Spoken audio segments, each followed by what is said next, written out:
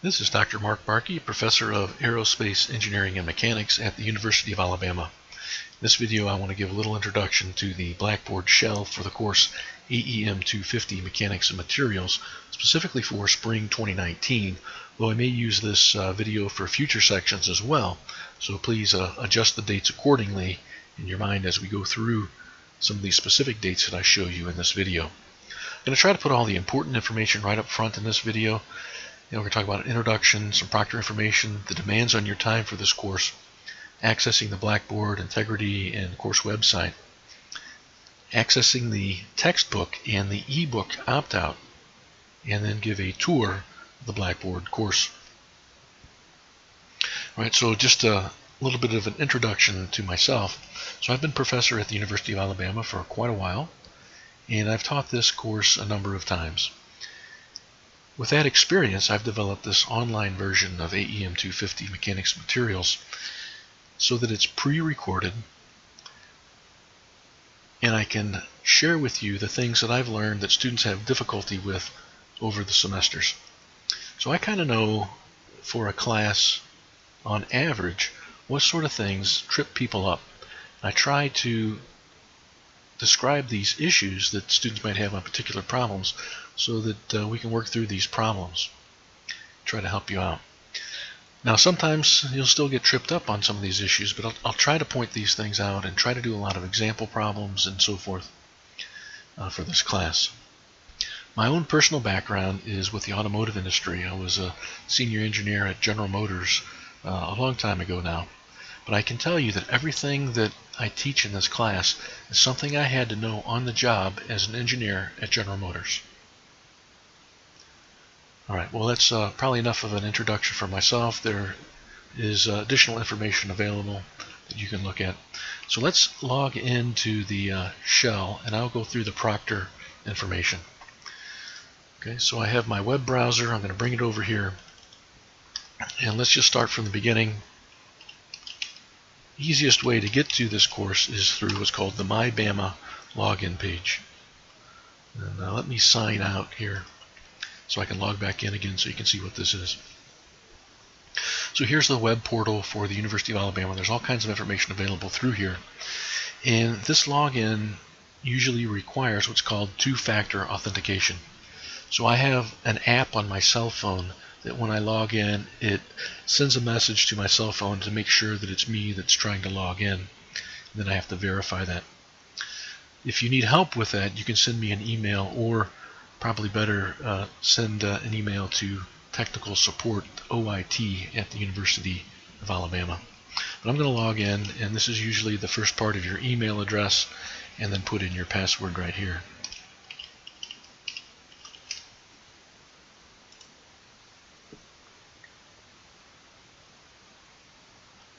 Right, so this is the home page of MyBama, and your page may look a little bit different than mine since I have some things for faculty and so forth. But there's academics, campus life, and the one that we are going to go to, it probably says student, or it might say something like that. For me it says faculty, and on this faculty tab, if I go down to the bottom of this page, over on the right hand side, I'll close that one up, you'll see for me it says spring 2019, and these are all the classes that I'm responsible for in the spring of 2019. And the one I'm going to get to under this Blackboard Learn section is AEM 250-920. I click on that and it'll bring up a new page, and this will be our course for mechanics and materials. Okay, it's taking a second for that page to load. And what you see in this picture, this is a picture that I took at the Renaissance Center in downtown Detroit. One of the first things we're going to talk about in the class is something called axial loading, and these big concrete columns support a lot of axial compressive loading. We can calculate the stresses in columns like that. Okay, so you'll see this. Now your page may look just a little bit different than mine, and you see here I can click on this, go to student view, and I can see exactly what you would see, but mine looks a little different, so there might be a couple different links over here that are different on my page than on yours. But hopefully everything important is going to show up on your page. So there's a couple very important places on here, and some things you'll use probably every day, some things you won't use quite as much. But the one I want to go to right now is the discussion board. Okay, and on this discussion board there are different sub-forums. Okay, one is called Introductions. This is where you can introduce yourself and let people know where you're from, what kind of background you have, maybe where you're working. So this class is geared towards people that are working or in the military. If you want help, you can go in here and you can create a new thread for a particular problem you want help with, and everybody can see that in the class. You're also welcome to email me for a particular problem. You get in here for suggestions and corrections. Every once in a while there will be maybe a link that's broken, or maybe I make a mistake in a video and you catch that. Well, you can post that in here and let me know about that, and we can get that fixed as soon as possible. But the one I want to show you right now is this one, information on the course, homework, and exams. So let's get in here, and there are some of these posts that you will not be able to see initially. So you see I have some of these hidden, and then some of them you'll be able to see right away. The one I want to look at has to do with proctoring. So let me see if I can find that one. Okay, here it is up at the top. Smarter proctoring and exam instructions. Alright, so exams in this class are what we call paper-based exams. They might be different than exams that you take in other online classes. For AEM 250, the paper-based exams require an in-person proctoring session. That means you're going to have to go somewhere where somebody can proctor the exam, keep an eye on things, make sure you have your time limit and the correct exam materials. Other courses may have a web-based proctoring service that's in use, which they just have you set up a web camera and you stay at home. Okay, now this course uses exams where you need to have an in-person proctor. So that means you're going to have to travel somewhere, you're going to have to find a proctor, you're going to have to set up an exam time, and all those things go along with that. Proctors will need to be signed up with something called Smarter Proctoring, which is a service that our College of Continuing Studies uses. And there are instructions in here on how to sign up for Smarter Proctoring, and I'll show you that link in a second. Well, here it is right here. You can find out more information about Smarter Proctoring right here. If you do have questions, you can contact Bama by Distance Testing Services at that phone number or email address. Okay, so that's something that I want to make very clear up front. Don't want anybody to be caught by surprise when it comes to test time, and you need to have an in-person proctor. There's some more information about exams, and if we have time, we'll go back and we'll read through some of this in a little bit more detail. Alright, so that's the proctoring information. The second thing, the next thing I want to talk about are the demands on your time for this course. Okay, so this course is fairly homework intensive. Let's take a look at the course schedule. Okay, it's downloaded as a PDF document. I'm going to open that up and then bring that over here. So this course schedule will show you all the homework that's due, when the tests are due, what you need to read, and so forth. So a typical assignment will be usually 3 homework problems. So here's, like on this one, here's 3 homework problems, and it will give you an assignment date. That's when you start on it, and it'll give you a due date over here. That's when you should turn that in. So as you see, each lecture pretty much has 3 homework problems throughout the semester, and we have 39 or so, 38, 39 assignments that are due through the semester. Some of these assignments are very quick. They may take you 20 minutes for all 3 problems.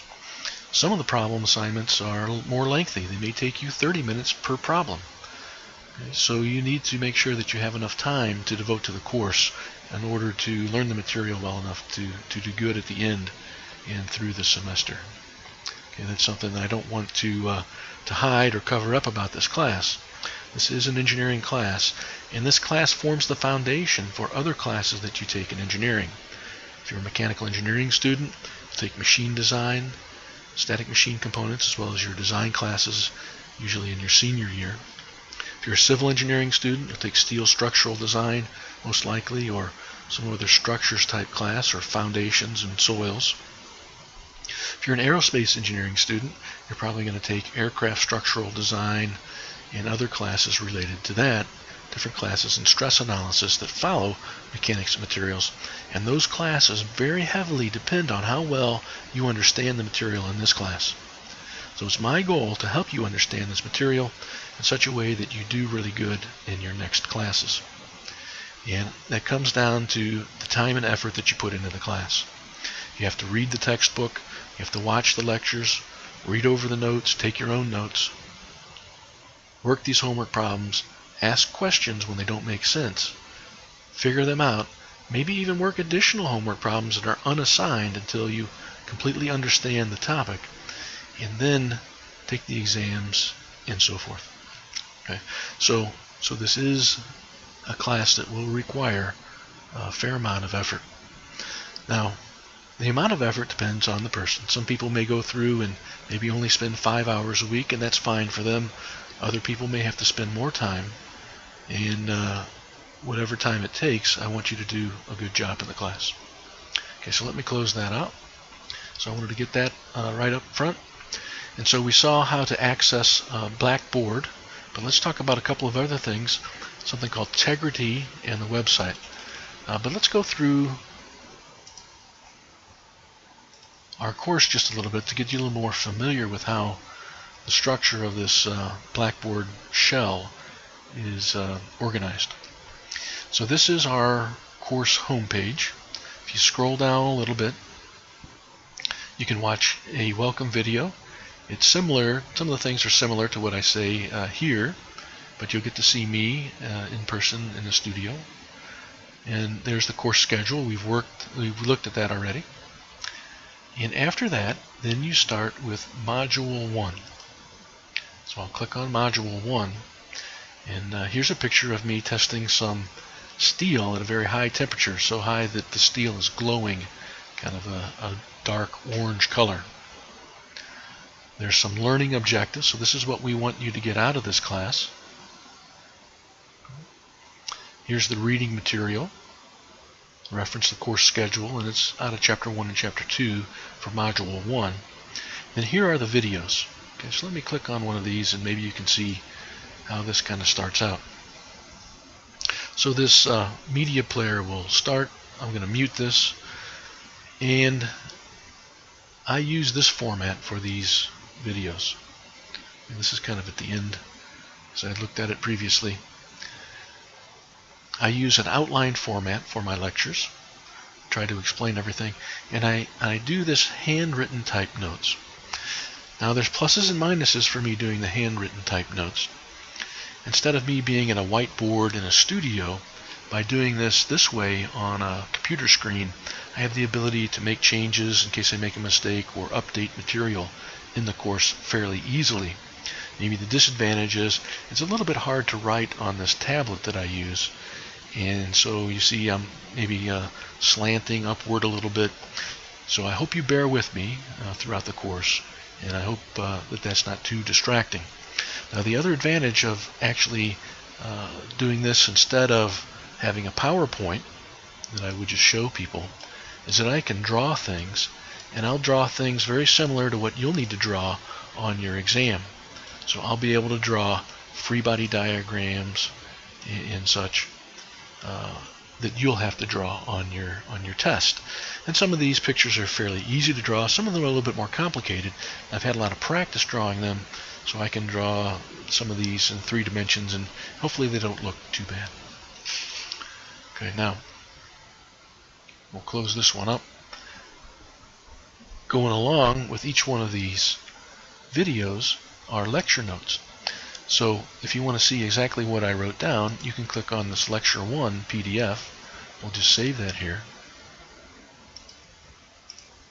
and open it up. And here are the notes that go along with that lecture. So you don't necessarily have to take notes. It may not be a bad idea to take notes.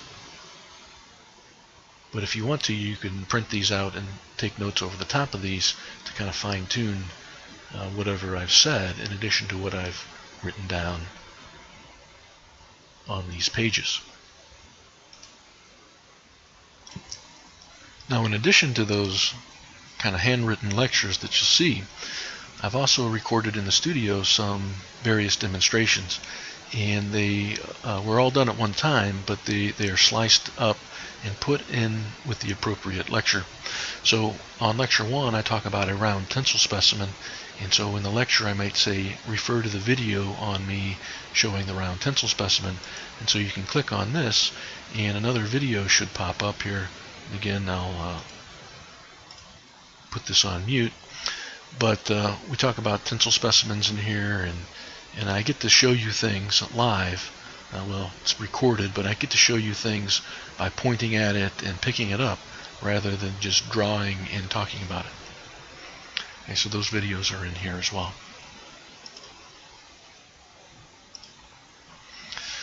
Alright, so you'll watch all these videos, okay, and when it's time to turn in the homework, if you scroll down a little bit further, then that's what this section is right here. So this is assignment number 1.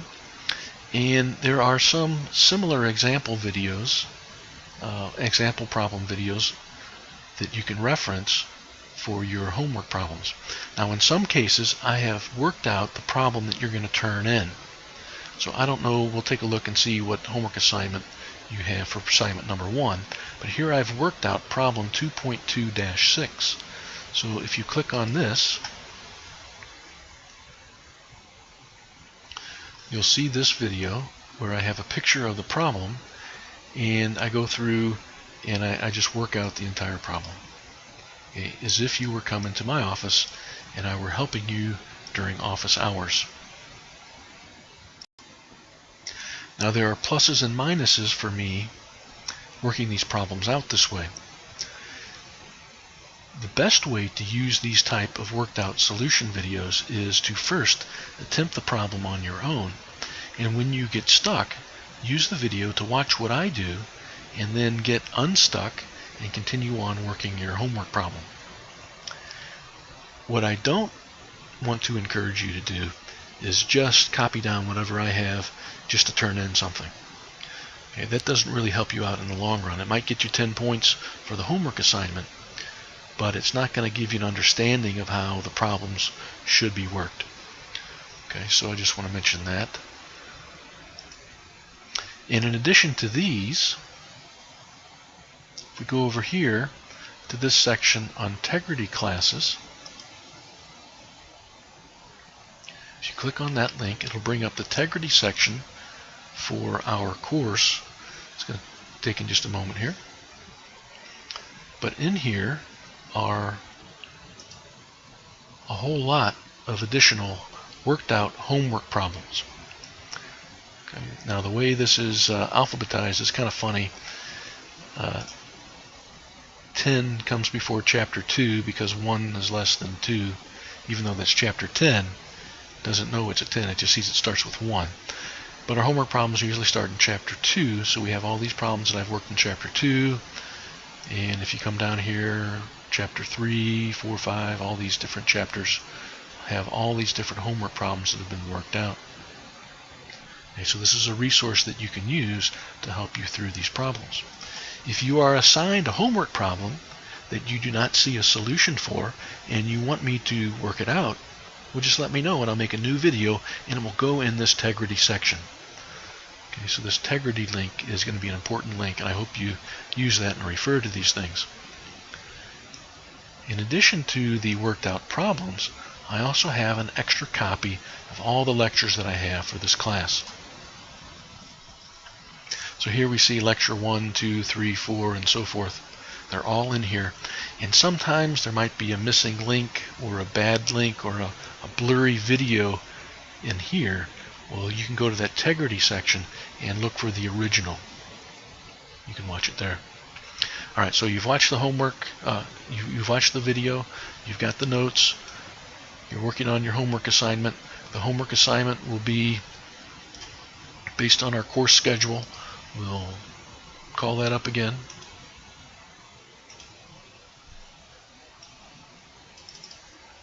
Our first one is 2.2-1, and then 7 and 13 for this particular semester. This is for spring 2019. Other semesters will have different assignments, so please check your course schedule.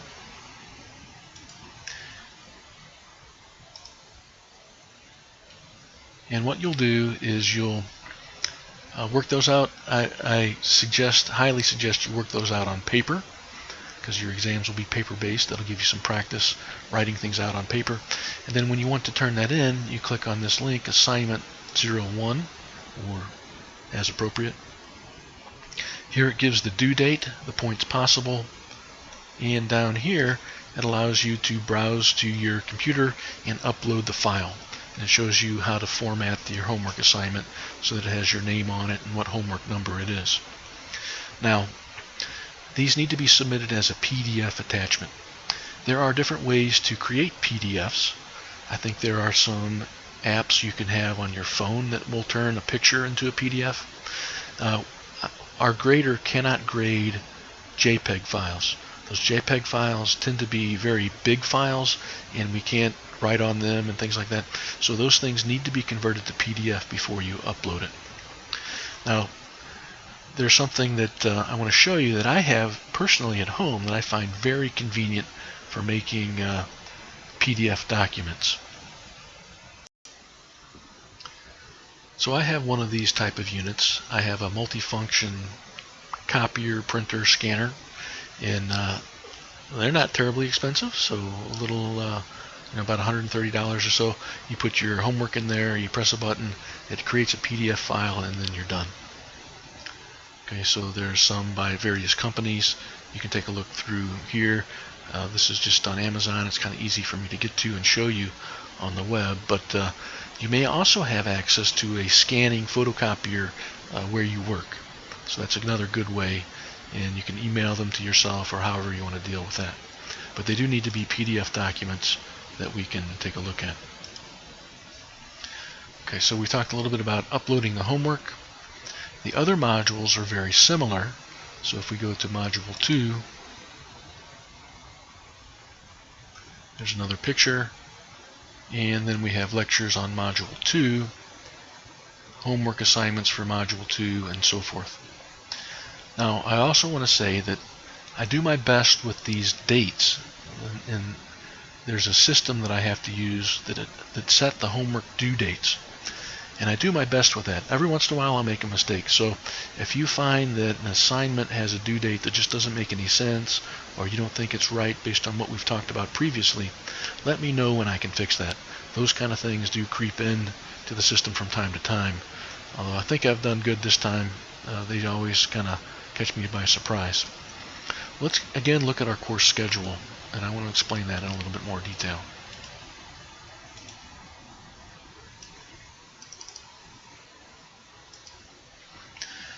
Okay, so here across the top we have the date to watch, the day of the week, the assignment number, the articles, the module number, the lecture number, the topic, and the assignment, and then the due date for distance students.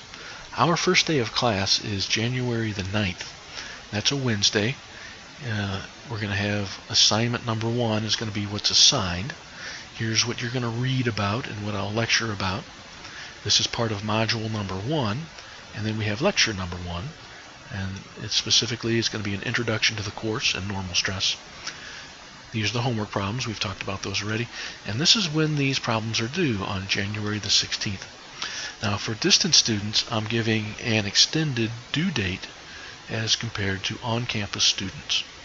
On-campus students need to turn their homework in at the next lecture. Distance students have a week from the lecture in order to complete the assignment.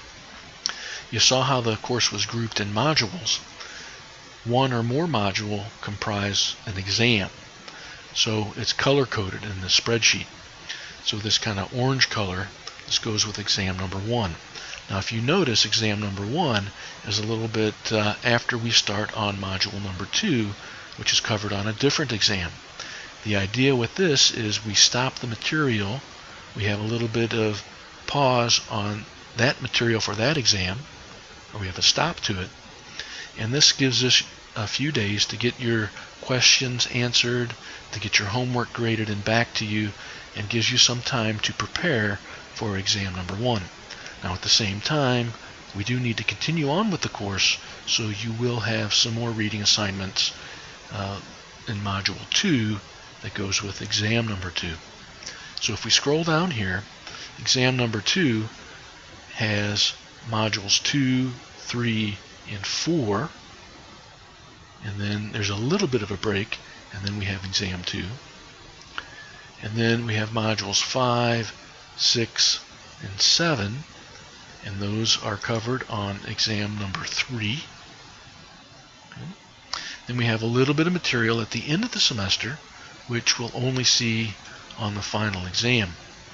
And then we have a break, we have a day here where there's less chance to ask any questions. And then our final exam week is when we're going to have our exams. So you have a week to do the homework, you have a gap between the end of the module and when you have the test.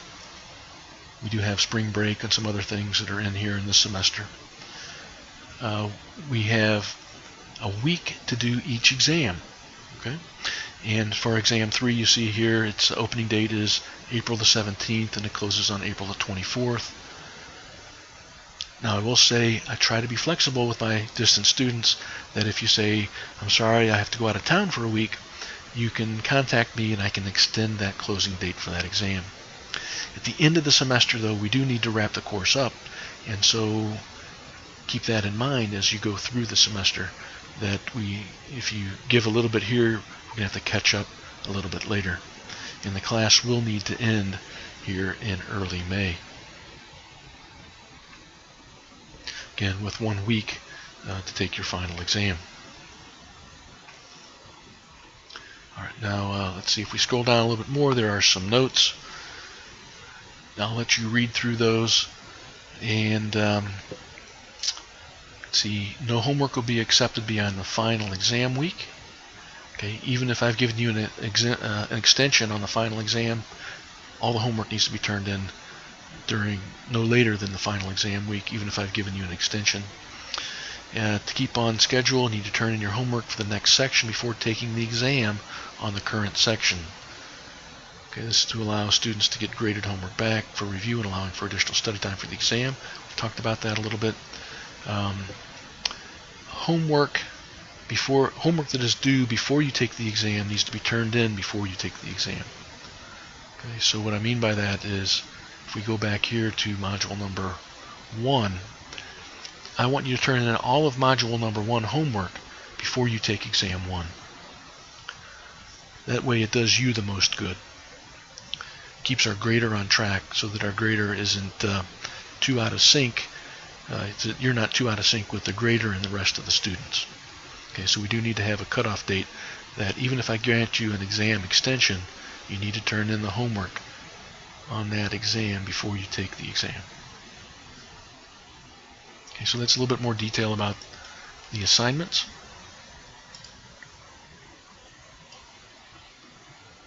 Okay, and so we'll march through the class.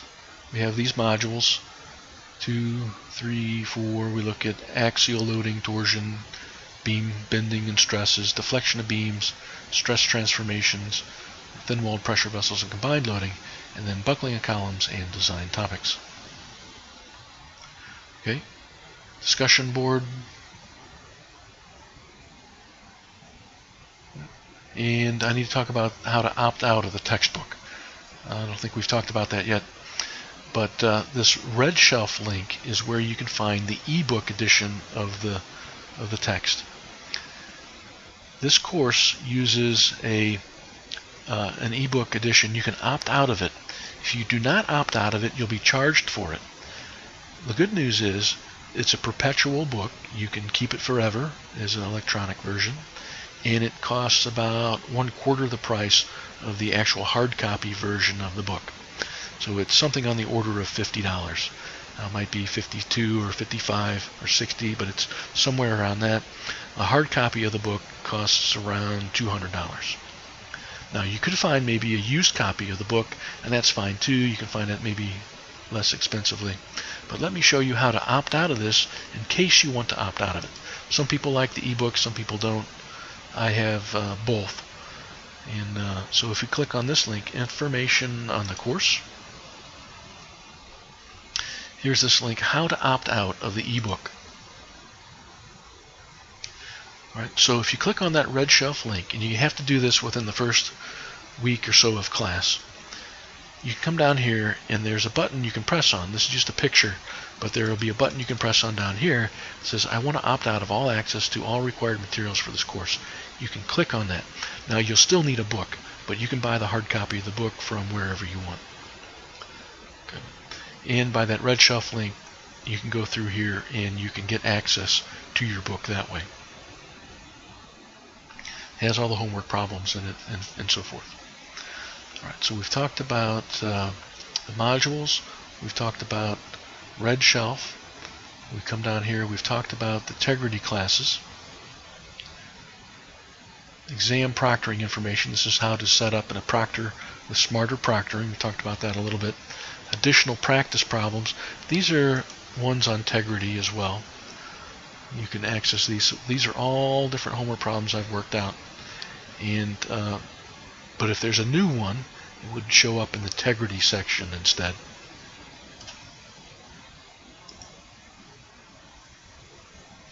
All right, so let's talk a little bit about the tests, the exams. For that, we're going to go back to the discussion board. So in the discussion board, if we click on information about the course, homework, and exams, there are some common questions that I've been asked over the years about what do I need to know for exam 1 and 2 and 3 and so forth, final exam.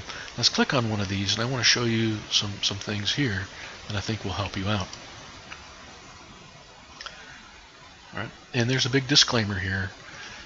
Information about the exams is typical exam content, and you're responsible for all course content, whether specifically listed below or not.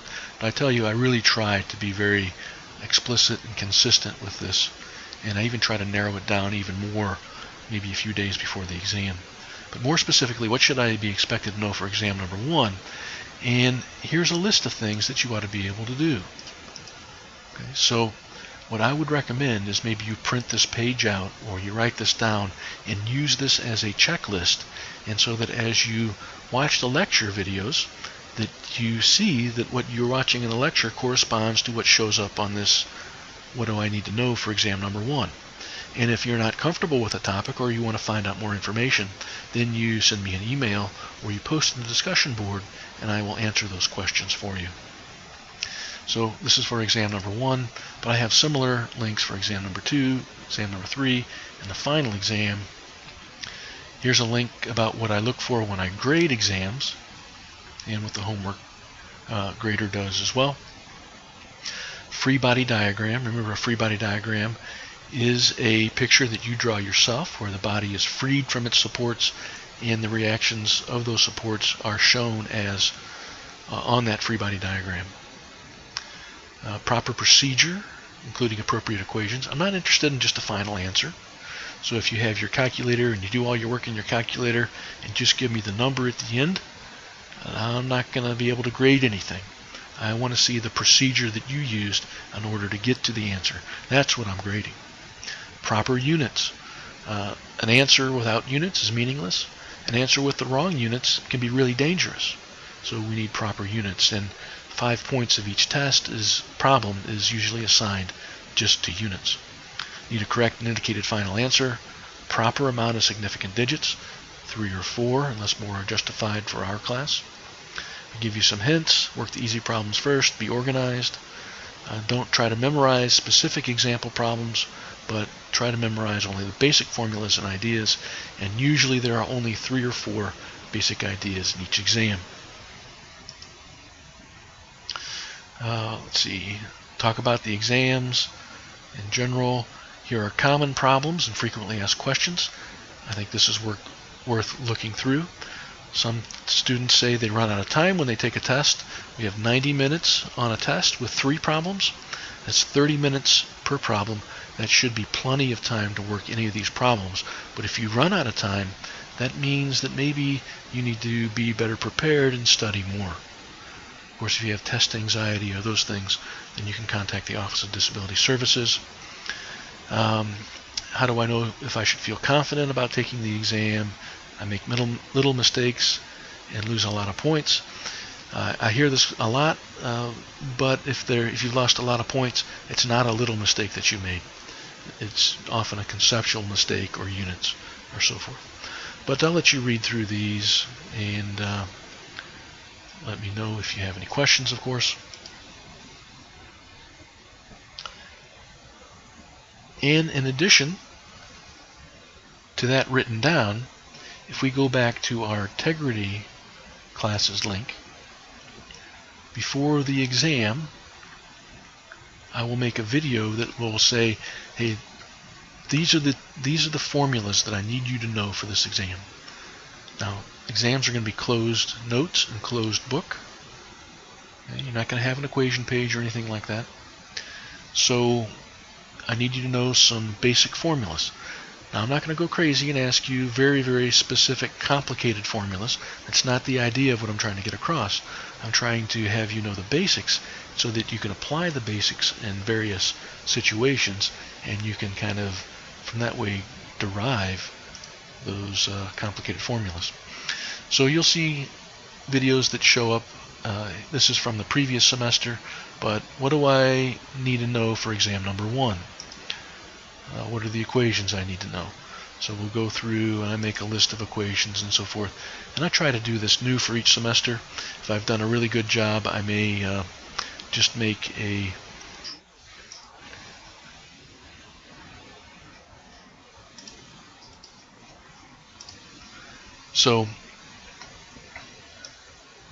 if I do a really good job, I may keep this for next semester. So you may see some dates that are a little different.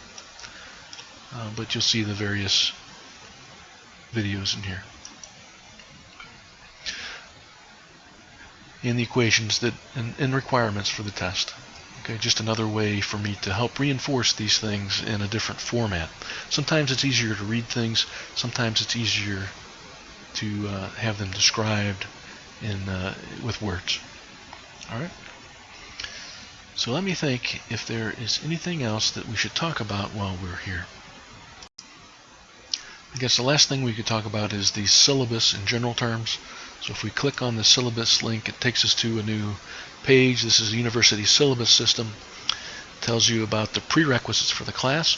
You will need to have Calculus 2 concurrently or have already taken Calculus 1 and statics, AEM 201, before taking this class.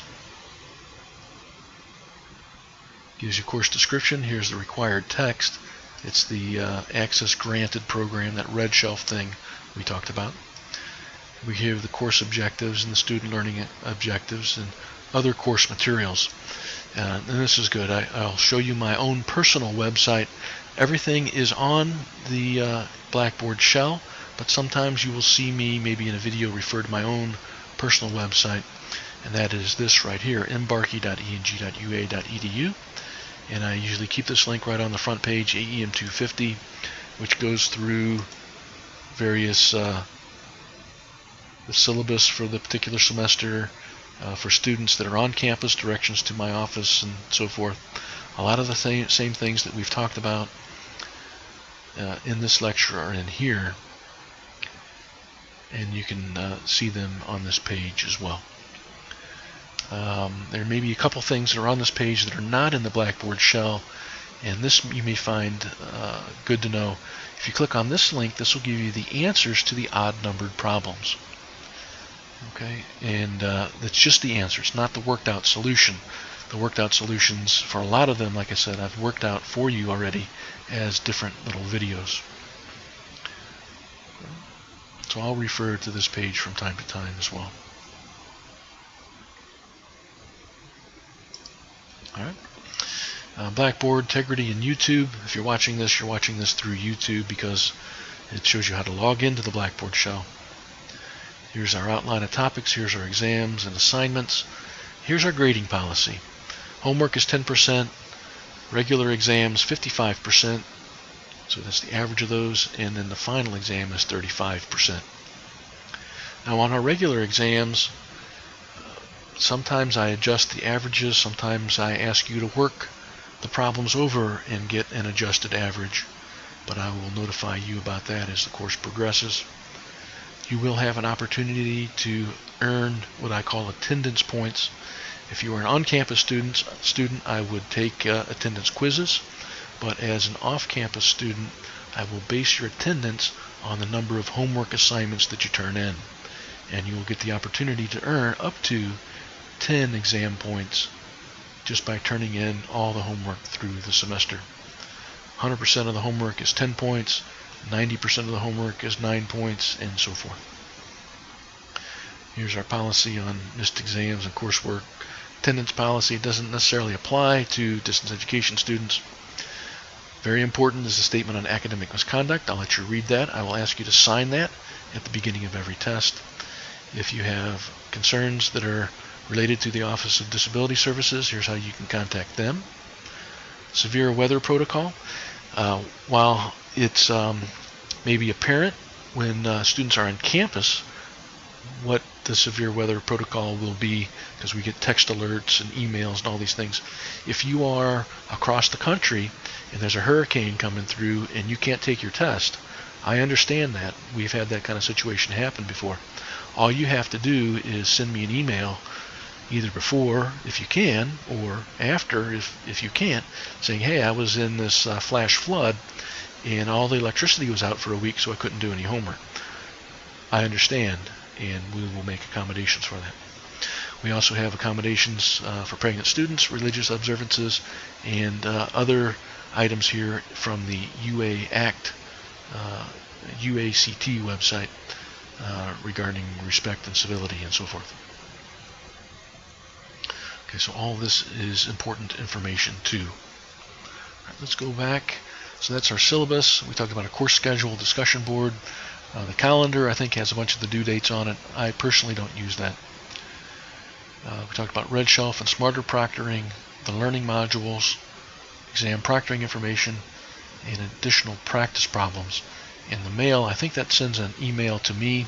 I encourage you to use my email address that I have sent to you to contact me. And I think that about does it. All right, well, I hope you enjoy the class, and I really do want you to learn mechanics and materials to the best of your ability. And I'm here to help. I don't always get a lot of interaction with distance education students, but you can call me, you can send me an email. We can do whatever it takes to help you understand the material better. I can make new videos. I can have a web conference with you. We can do these things until they make sense.